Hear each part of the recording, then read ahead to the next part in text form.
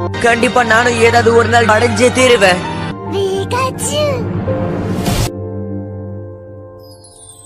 நாளை என்றும் நம் கையில் இல்லை, நாம் யாவும் தேவன் கை பொம்மைகளே.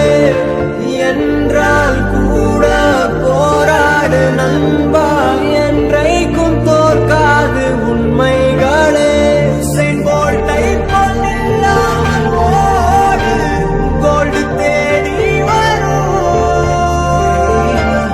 உங்கள் வாழும் மிக்கை போலே வேர்வை வெற்றி தரும். நாங்கள் ரிஷியும்